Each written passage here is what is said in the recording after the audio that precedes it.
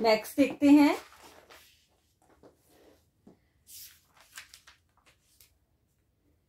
Decrease in asset and capital at the same time. Decrease in asset, decrease in asset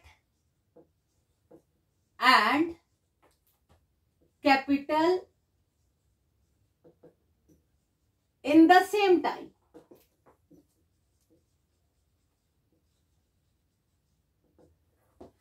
asset भी decrease और capital भी decrease. Transaction क्या होगी? Withdraw cash for private use ₹5,000। पीछे वाले जो अभी कर रहे थे हम क्वेश्चन, उसमें cash plus furniture plus goods is equal to capital plus creditor. Creditor भी खत्म थे और फिर भी लिख लेते हैं वहां तक। कैश हो गया था मुझे लगता 1,78,000 प्लस फर्नीचर था 20,000, गुड्स थी 3,000 इज इक्वल टू कैपिटल थी 2,01,000 और क्रेडिटर्स थे हमारे 0। यहीं तक था ना? ठीक है, यहीं तक था। सभी बच्चों ने लिखा था क्या? सभी बच्चों ने लिखा था? यहां तक लिखा था? Yes ma'am. Yes ma'am. अब देखो, ये जो बिजनेसमैन था ना, मिस्टर XYZ जो भी था, उसने बिजनेस से 5,000 rupees for personal use withdraw किए। ड्रॉइंग की उसने, सेपरेट लीगल आइडेंटिटी, बिल्कुल बिजनेस से वो बिल्कुल डिफर है। वो उसकी आइडेंटिटी अपनी है, बिजनेस की अलग है। अगर वो बिजनेस के पैसे में से 5,000 रुपीज निकालता है तो वो एक तो कैश गया, उसका इफेक्ट क्या होगा? कैश गया, यहां से निकल गया और उसको वो पैसा वापस करना पड़ता है। ठीक है, उसको वो उस बिजनेस का डेटर टाइप में होता है और विद इंटरेस्ट उसको वापस करता है। देखो अब इसका इफेक्ट क्या होगा?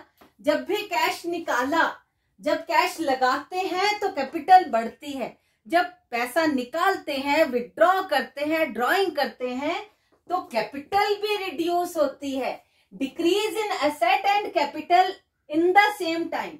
5,000 जब हम निकालेंगे तो कैपिटल भी 5,000 से डिक्रीज होगी। ड्राइंग की है, 5,000 निकला और इधर भी 5,000 कैपिटल रिड्यूस हो गई, तो 1,73,000 plus 20,000 plus 3,000 is equal to 691,000 plus 0, creditor 0। इसका टोटल करके देखेंगे, 1,73,000 प्लस 23, 1,93,000 प्लस 3,000, 1,96,000 बराबर हो गया। दोनों साइड्स बराबर होगी। इसी का एक और एग्जांपल है, पेड रेंट। रेंट पे किया 6,000, रेंट पे किया ₹6,000। जब हम पेमेंट करते हैं तब भी जब कैश निकला, पेमेंट की 6,000 की पेमेंट की, और इधर उसका इफेक्ट हमारी कैपिटल, जब कैश गया तो कैपिटल भी उतने से रिड्यूस हो जाती है। Decrease in asset and capital in the same time. Rent paid 6,000, capital भी रिड्यूस होगी 6,000 से। 0,0,761 plus 20,000 plus 3,000 is equal to 1,90,000 plus 0।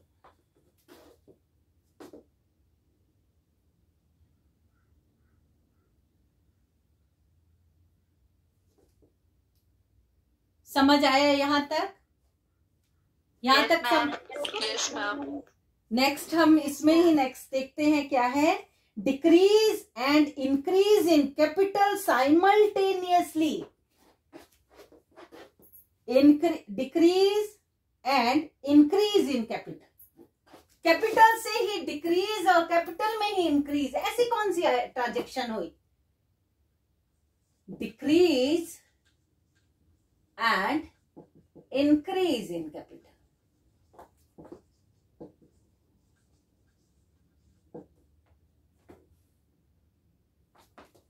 ये कैसे होता है? ये कब होगी? ऐसी सिचुएशन कब आ गई? When interest on capital paid rupees 9,000। Interest on capital, जब भी कैपिटल पे इंटरेस्ट दिया जाता है, जिसने कैपिटल लगाई उसके कैपिटल पे इंटरेस्ट पे किया तो उसकी कैपिटल उस अमाउंट से बढ़ जाती है। लेकिन जो इंटरेस्ट बिजनेस को पे करना पड़ता है तो एक तरह का लॉस होता है, लॉस फॉर द बिजनेस। जैसे हम इंटरेस्ट ऑन लोन देते हैं तो बिजनेस को देना पड़ता है ना, तो वैसे इंटरेस्ट ऑन कैपिटल बिजनेसमैन, वो उनके अपनी अपनी आइडेंटिटी है, दोनों अलग अलग है, बिजनेस और बिजनेसमैन। लेकिन जब कैपिटल, देखो, जब कैपिटल पे इंटरेस्ट पे किया तो नगद में नहीं पे किया, वो कैपिटल में ही ऐड हो जाता है। लेकिन वो बिजनेस को देना पड़ता है तो एक बार वो ऐड होता है, दूसरी बार वही एज एन एक्सपेंस उसमें से ही लेस हो जाता है।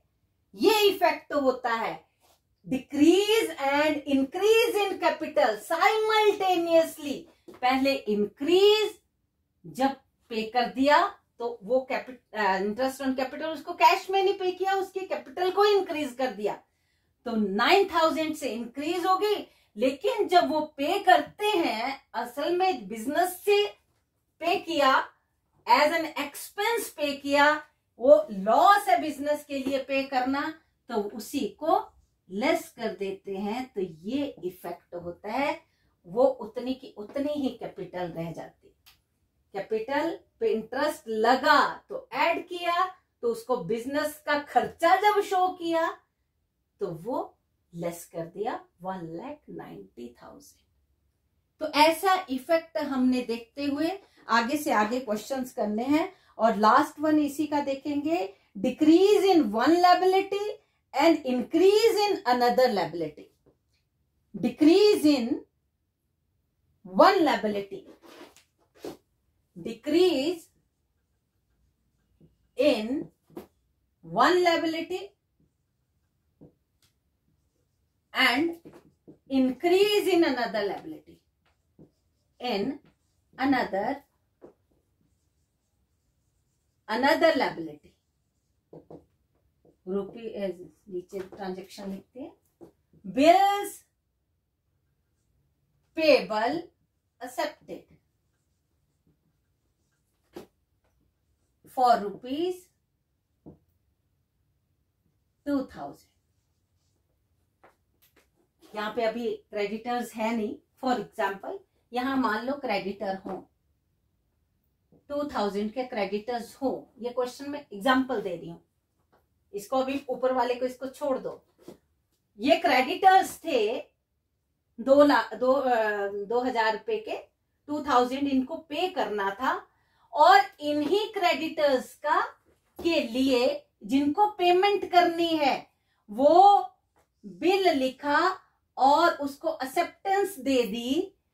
मतलब इस फर्म ने बिल्स पेबल की पेमेंट कर देनी है आफ्टर 2 मंथ, 1 मंथ, 15 डेज, जितने भी दिन बिल्स पेबल की बोला कि अब क्रेडिटर्स को सीधे नहीं, अब मैं बैंक में 1 महीने बाद वो बिल लिख दिया, मैं 1 महीने बाद पेमेंट कर दूंगा। तो यहाँ क्या हुआ, यहाँ बिल्स पेबल लायबिलिटी में बिल्स पेबल आ जाएंगे, बिल्स पेबल 2000 से इंक्रीज हो जाएंगे, 2000 से इंक्रीज हो जाएंगे और ये क्रेडिटर्स खत्म हो जाएंगे। इनको पेमेंट अब बिल्स पेबल से हो जानी है। उसने क्या किया, बिल एक्सेप्ट कर लिया कि हाँ मैं आपको पेमेंट कर दूंगा। इन 2000 वाले को बोला कि मैं 2 महीने बाद, 3 महीने बाद, 1 महीने बाद, जितना उसने बिजनेसमैन ने माना, मैं आपको पेमेंट कर दूंगा। बिल्स पेबल एक्सेप्ट कर लिया तो ये क्रेडिटर्स खत्म होके दूसरी लायबिलिटी इंक्रीज हो गई, ये 2000 अब बिल के थ्रू, अब बैंक के थ्रू उसके अकाउंट में डल जाएंगे। चीज वही है, यहाँ पे हम बोलते हैं कि पैसा दे दो, फोन करते हैं पैसा दे दो, यहाँ क्या हुआ, बिल लिखा, अब बिल बिजनेसमैन के पास है ना, उसने पेमेंट करनी है तो उस बिल उसके पास, अब वो आफ्टर मैच्योरिटी डेट जो भी होगी तय किया है 1 महीने बाद, 2 महीने, वो 2000 इसके खाते में डलवा देगा। यहाँ पे जो ओरली हम बात करते हैं, टेलीफोनिकली उसको लेटर डालते हैं, उसको नोटिस भेजते हैं, बार बार पेमेंट करने, अब वो बिल के थ्रू उसकी पेमेंट कर देंगे। तो एक लायबिलिटी खत्म हो गई, दूसरी लायबिलिटी इंक्रीज हो गई। तो ये हमारी ट्रांजेक्शन्स। अब हम इसका क्वेश्चन पूरा एक करेंगे। अगर आपके पास कॉपी होती, बुक होती ना तो मजा आना था आपको। हमने फटाफट उससे अकाउंट से कर भी लेना था क्वेश्चन, लेकिन चलो हम एक एक ट्रांजेक्शन को पढ़ेंगे और उसको करते जाएंगे। अभी 10 मिनट करते हैं, 10 मिनट के बाद हम इसको कल के लिए फिर नेक्स्ट क्वेश्चंस करेंगे, तब आपको और भी अच्छे से समझ आ जाएगा।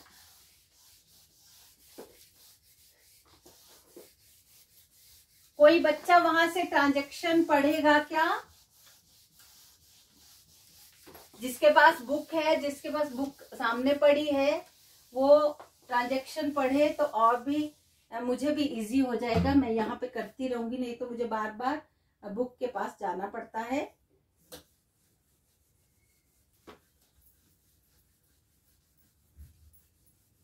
जिसके पास बुक है वो बुक खोल के ट्रांजैक्शन पढ़ सकता है, मुझे इजी हो जाएगा।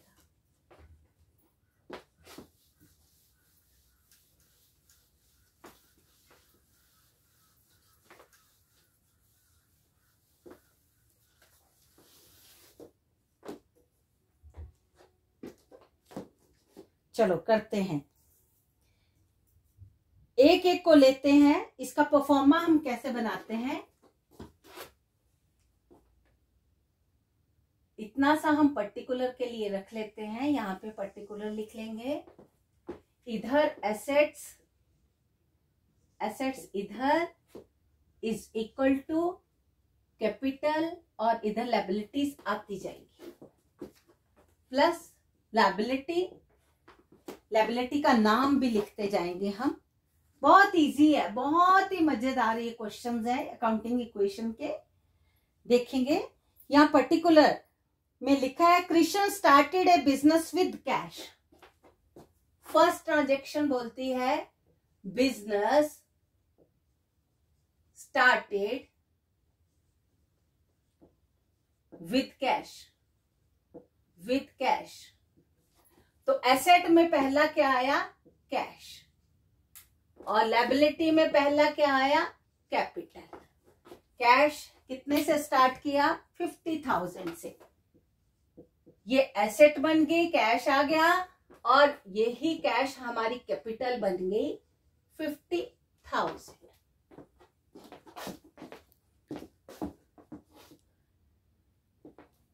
नेक्स्ट ट्रांजैक्शन है purchased goods for cash 22,000। Second, purchased goods, only इतना भी हो तब भी कैश होता है। परचेज्ड गुड्स मतलब कैश में 20,000 की गुड्स खरीदी, यहां क्या हुआ, increase in one asset and decrease in another asset. कैसे, यहां पे गुड्स परचेज की ना 22,000 की गुड्स परचेज की फॉर कैश, तो कैश 22,000 से डिक्रीज हो गया। तो यहां पे क्या बचा, 00082, 22,000 और 28,000, 22,000 इज इक्वल टू, इस पे कोई इफेक्ट नहीं हुआ तो 50,000। गुड्स आ गई, इसी पैसे से खरीदी, लेकिन हमारी कैपिटल कितनी की कितनी, गुड्स और कैश को मिला के 50,000, 28,000 प्लस 22,000 50,000 और यहाँ पे 50,000। थर्ड ट्रांजेक्शन बोलते हैं sold goods to Ram on credit, sold goods to Ram. Third, sold goods to Ram. यहां क्या हुआ, जब हम किसी को माल बेचते हैं और नगद में नहीं बेचते तो राम को बेचते हैं, तो राम के साथ बिजनेसमैन का क्या रिलेशन हुआ, राम से क्या होना है, राम इज, सेल के साथ किसका डायरेक्ट लिंक होता है, सेल ऑन डेटर, डेटर है राम, इनसे पैसा आना है, कितने का माल बेचा, 5,000 का, तो 5,000 से डेटर बढ़ गए क्योंकि कैश नहीं आया, डेटर्स है 5,000 और 5,000 का माल चला गया। Decrease in one asset and increase in another asset, cash goods गई, डेटर्स इंक्रीज हो गए। इसको इफेक्ट देखते हैं अब प्लस माइनस करके, 28,000 plus 17,000 plus 5,000, 28 plus 17 45 plus 5 50। Debtors हमारी एसेट है, गुड्स हमारी एसेट है, कैश हमारी एसेट है, total assets is equal to, फिलहाल कोई लायबिलिटी नहीं है तो टोटल कैपिटल 50,000, इसका टोटल बराबर होना चाहिए। अगर गलत कुछ भी हमने गड़बड़ की तो टोटल बिल्कुल गलत हो जाएगा। फोर्थ क्या बोलता है, purchase furniture from Janata decor, from जनता, किसी का भी नाम आए तो मतलब वो क्या है, डेटर और क्रेडिटर। परचेज्ड फर्नीचर, फर्नीचर खरीदा, यहाँ पे दो अकाउंट्स कौन कौन से हैं, एक फर्नीचर, फर्नीचर हमारा अकाउंट और दूसरा अकाउंट जनता डेकोर, ये हमारा क्रेडिटर। यहाँ लायबिलिटी की जगह हम क्रेडिटर लिख देते हैं, जिससे उधार में खरीदा, क्रेडिटर, लायबिलिटी, उसको पैसा देना है हमने।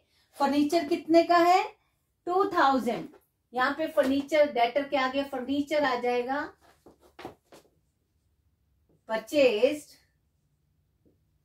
फर्नीचर ऑन क्रेडिट, उधार में खरीदा 2,000, यहाँ पे 5,000 के बाद 2,000 इज इक्वल टू, इस पे कोई इफेक्ट नहीं, और क्रेडिटर इंक्रीज हो गए।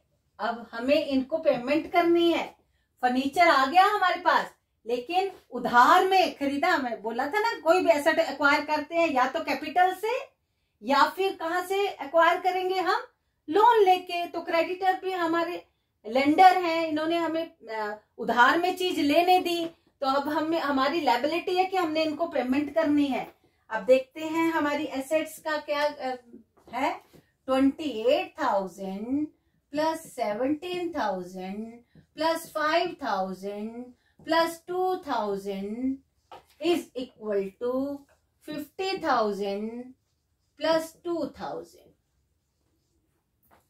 28, 45, 50, 52, 50 प्लस 2 52। इफेक्ट देख रहे हैं, इस पे कैश नहीं गया था, गुड्स का भी कोई लेना देना नहीं हुआ, यहाँ पे डेटर्स का भी कोई नहीं, कोई उसका, इस ट्रांजेक्शन का इन पे कोई इफेक्ट नहीं हुआ।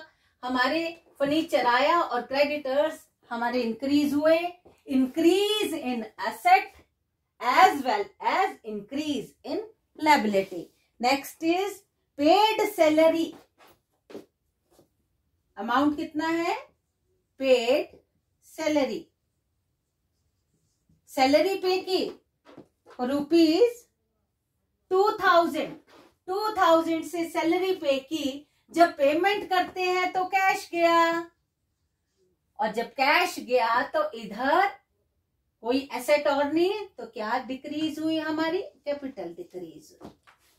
26,000 plus 17,000 plus 5,000 plus 2,000 is equal to 48,000 plus 2,000. 50,000 होना चाहिए टोटल. 26 प्लस 17, 43,000, 48,000, 50,000. 48,000 plus 2,000, 50,000. नेक्स्ट क्या है? Withdraw for private use. Withdraw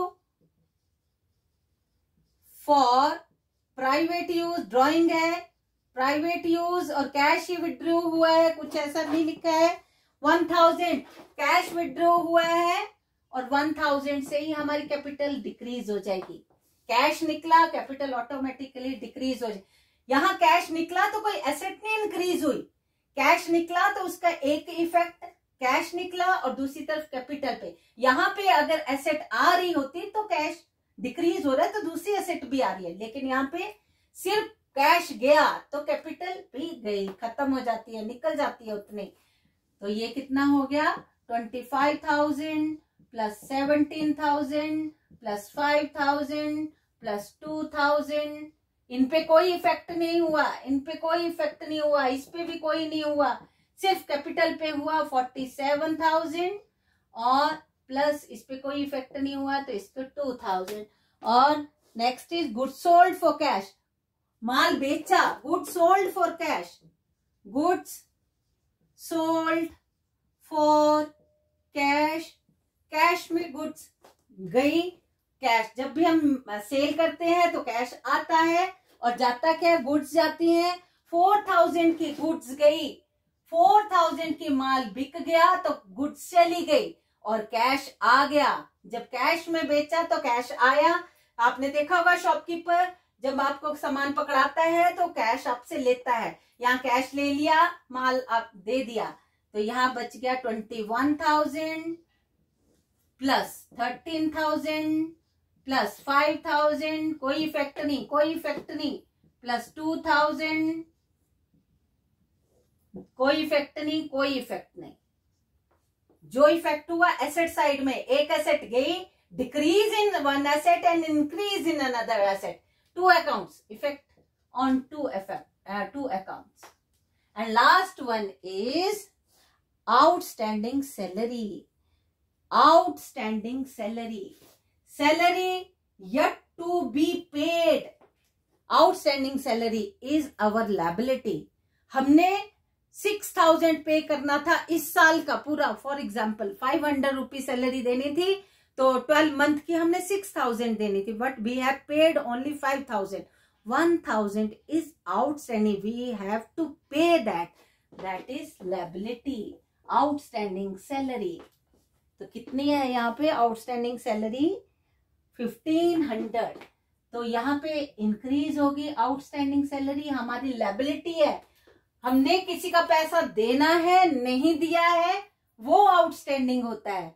और देना है इसलिए कैपिटल यहाँ पे डिक्रीज हो जाएगी. जब हमने देना है कैपिटल डिक्रीज होगी, इसका इफेक्ट, और दूसरी तरफ वो लायबिलिटी बढ़ जाएगी. Increase in liability and decrease in capital, ये आउटस्टैंडिंग सैलरी का इफेक्ट होता है. अभी पे नहीं की है लेकिन पे करनी है तो लायबिलिटी है, और कैपिटल से ये निकलेगा जब हमने पे करनी है. तो कैश पे कोई इफेक्ट नहीं क्योंकि कैश नहीं गया. गुड्स पे कोई इफेक्ट नहीं, डेटर्स पे कोई इफेक्ट नहीं, फर्नीचर पे कोई इफेक्ट नहीं, तो कैपिटल पे इफेक्ट हुआ 00554 प्लस 2000 प्लस 1500, तो यहाँ टोटल देखते हैं, ये बन गया 34,000, 34, 39 और 41। मैम वहाँ 29 आएगा, 25,000 प्लस 4,000, सॉरी 29, मैं यही देख रही थी, 29, ये बन गया 42, 42, 47, 49 और ये ऐड होके बन गया 47 प्लस 2000, 49,000। तो मुझे लगता ये आपको पूरा समझ आ गया होगा। ये 49,000 और ये भी 49,000। फिर हम बैलेंस शीट बनाते हैं, कल हम बैलेंस शीट इसकी बनाएंगे। सबसे ये ऐसे लिख के बैलेंस शीट में इधर कैपिटल सब बना लेंगे, कैपिटल, उसके बाद क्रेडिटर्स, कैपिटल के बाद क्रेडिटर्स, उसके बाद आउटस्टैंडिंग एक्सपेंसेस, इनका अमाउंट इधर लिखेंगे। एसेट को यहां से स्टार्ट करेंगे, कैश, उसके बाद गुड्स, इसको स्टॉक बोलते हैं, उसके बाद डेटर्स, उसके बाद फर्नीचर, इनका अमाउंट लिख के दोनों साइड का टोटल बिल्कुल सेम होता है और है भी है, हमने कर भी लिया है। 49,000 दोनों साइड का टोटल आएगा और यही अकाउंटिंग इक्वेशन के सम्स हैं और इसको बहुत सारे करेंगे, अभी हम बहुत सारे करेंगे।